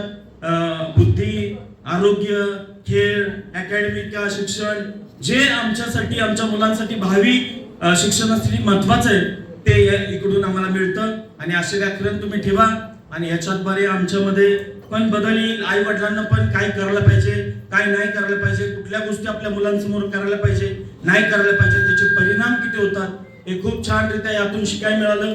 या आलेल्या वेळेत आणि जे काही गेलेली वेळ आहे ती वाया गेली नाही तर त्याच्यातून आम्हाला ज्ञान मिळालं. कारण आई वडिलांचा सन्मान आमच्या लेकरांनी करावा, ते दीर्घ आयुष्य होतील आणि जे त्यांना लागणार आहे त्या प्रत्येक गोष्टी त्यांच्या सन्मानात देवाला ठेवल्या आहेत हे या सर्वातून आम्हाला समजलं. Thank you sir. तुमच्यातून खूप काही गोष्टी शिकायला मिळाल्या याबद्दल आभारी. भक्ती मार्गात असल्यामुळं संत तुकारामाचा एक आव्हान आहे. कुळी कन्या पुत्र, कुळी कन्या पुत्र होते जे सात्विक, तयाचा हरिक वाटे देवा. ज्यांचे पितृतुल्य असे आहेत त्यांची मुलं कशी असणार. आज या मदर सरांनी आज एवढा मोठा डोलारा उभा केलाय. त्यांच्या पितृतुल्य पालकांचं कौतुक म्हणण्यापेक्षा एक मोठं नशीबच आहे की त्यांनी आज. आणि आता जर सर मी माझ्या मुलीच्या मुलीला घातलं तर आता मी मुलाच्या मुलीला बी आणलंय आणि मुलाला बी आणलंय. त्या का तर ही तर काय कुठली शंका घेण्याचं कारणच नाही आहे. आम्हाला जे आई वडिलांचं प्रेम आहे, रागवणं आहे, दाखवणं आहे, वेळेला प्रेम करणं आहे, हे या दोघांकडून शिकण्यासारखं आहे. आणि हे मला भयंकर आवडलं म्हणून मी माझ्या आता नातवाला मुलीच्या मुलाला इस्लामपुरात इथं आणले निवड एवढ्यासाठी. मग मला ह्यातून काय म्हणायचं की ज्याचे पितृ असे पालक असे आहेत त्यांची मुलं कशी असणार. धन्यवाद सर.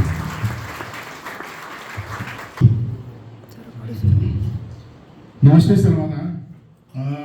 मी सिकंदर मुजवर सर, जिल्हा परिषद शाळा बागणी येथे मुख्याध्यापक म्हणून कार्यरत आहे. माझा मुलगा सरांच्या जवळ आता 10वी सेमी इंग्लिशमध्ये शिकतोय. अकॅडमी सुरू करणे ह्यापासून मजर सरांच्या कॉन्टॅक्टमध्ये मी आहे. खरंच आज ग्रुपवरती ज्यावेळेला नोटिफिकेशन आलं की मोटिवेशन स्पीच आदरणीय श्री सिनियर बारस्कर सर, माझी त्यांची याच्यापूर्वी भेट झालेली आहे, मी त्यांना चांगलं ओळखतोय. तर ग्रुपवर ज्यावेळेला नोटिफिकेशन आले की हाऊ टू सक्सेस या विषयावर एक मोटिवेशन स्पीच होणार आहे. कारण बऱ्याच ठिकाणी मी मोटिवेशन स्पीच ऐकलेलं आहे, परंतु मी कालच ठरवलं होतं की कितीही कामं असली तरी पण हे व्याख्यान चुकवायचं नाही. कारण एक टीचरच, एक शिक्षकच चांगलं मोटिवेशन देऊ शकतो. कारण सर ज्या वेळेला सरांनी आपल्या आयुष्याचे 38 वर्ष अध्यापन केलेलं आहे आणि जो माणूस अध्यापन करतो तोच अध्यापनाचा मार्ग आणि यशाचा मार्ग सांगू शकतो. आणि ते नक्कीच सर आज तुमच्या व्याख्यानातून मला जाणवलं. स्वामी विवेकानंदांनी सांगितलं एक वाक्य आठवतंय की एक पंक्ती म्हणते, या जगातील सर्व अंधार मी दूर करू शकत नाही. एक पंक्ती म्हणते की या जगातील सर्व अंधार मी दूर करू शकत नाही, परंतु अंधकारमय जगामध्ये एक आशेचा किरण मात्र तेवढ ठेवू शकते, याचा मला आत्मविश्वास आहे.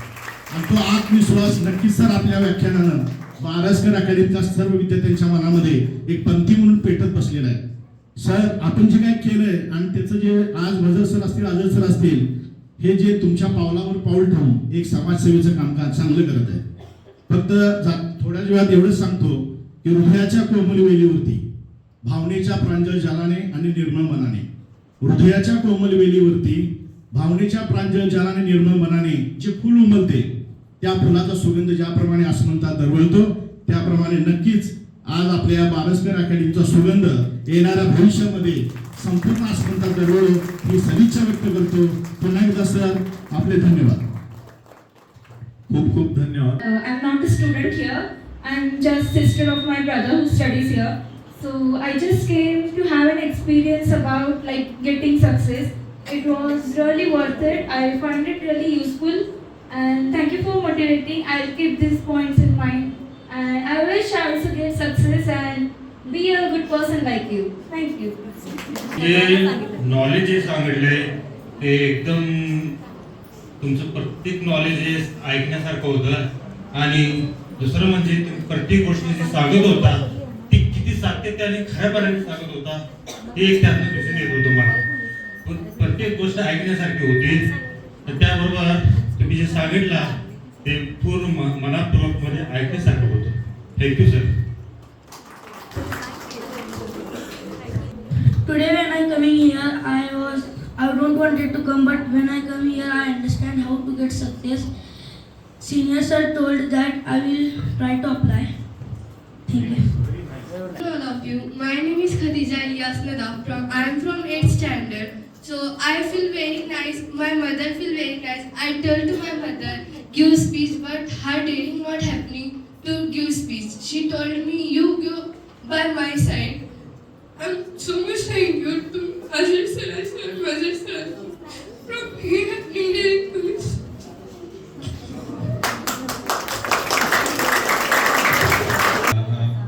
आज जे हे व्याख्यान ऐकल्यानंतर खरोखरच असं मला वाटलंय की आपण आयुष्यामध्ये ज्यावेळी वाटचाल करत असतो त्यावेळी आपण आई वडिलांशी कसं वागावं आणि मुलांच्यावर कसं म्हणजे प्लॅनिंग म्हणा किंवा कसं कॉर्डिनेशन असावं हे मला कळालं.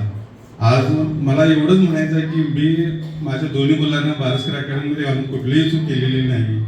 मला म्हणजे कसं आहे थोडं इमोशनल होत असल्यामुळे माझे शब्द फुटत नाही आहे. आणि काय बोलू मी म्हणजे एकतर माझी मुलं अगोदर ज्या शाळेमध्ये तिथून इथून आल्यानंतर त्यांच्यामध्ये प्रगती बघितल्यानंतर मला म्हणजे एवढं आनंद होतो की खरोखर माझ्या आयुष्याचे म्हणजे जे कल्याण होणार आहे ते माझं बारस्कर अकॅडमीमुळे होणार आहे. आणि ज्या पद्धतीने माझी मुलं शिकत आहे त्यामुळे जसं म्हणजे एक आता मला वाक्य आठवत नाहीये की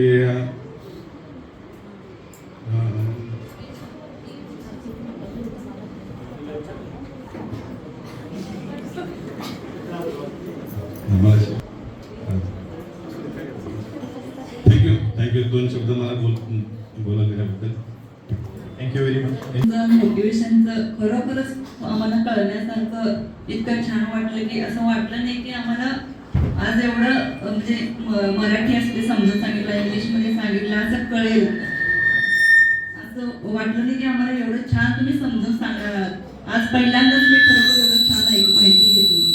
म्हणून काल मॅसेज आल्यानंतर असं वाटलं की 12 तासानंतर मॅसेज आलाय, म्हटलं खूप काही वेगळं असणार आहे.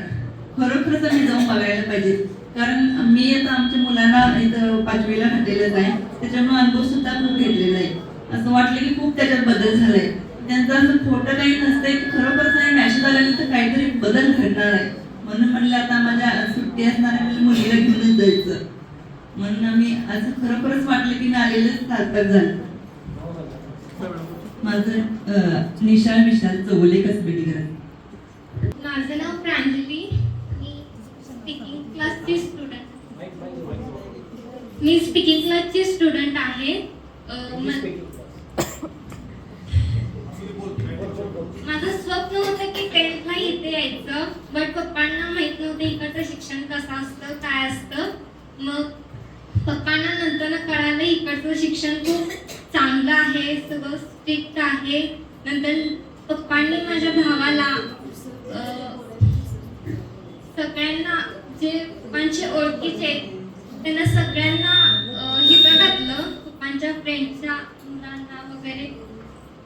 But sir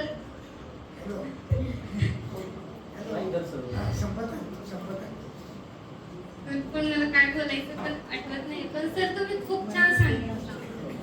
thank you. Very nice. युट्यूबवरती पण पालकत्व या विषयावरती, इंग्लिश स्पीकिंग वरती काही महत्त्वाचे लेक्चर्स मी अपलोड करतो, ते तुम्हाला फायद्याचे ठरतील. आणि मेसेजची सुरुवात कशी असते माहिती आहे का? सर मला पालक सभेत बोलायचं होतं, पण कसं बोलू हे काय मला कळलं नाही, म्हणून मी मेसेज करून पाठवतो. असू दे, काही प्रॉब्लेम नाही. मला माहिती आहे असा मेसेज येईल. मेसेजद्वारे सुद्धा तुम्ही रिप्लाय द्या. तुम्ही सर्वजण आला, ॲक्च्युली सांगितलेली होती वेळ, बराच वेळ बसला, भूक वगैरे लागली असेल तुम्हाला आणि इतका वेळ दिला नाही, तशी व्यवस्था नाही आहे इथं. पण आल्याबद्दल खूप खूप धन्यवाद. सर्वांचे lecture is over. Thank you very much all of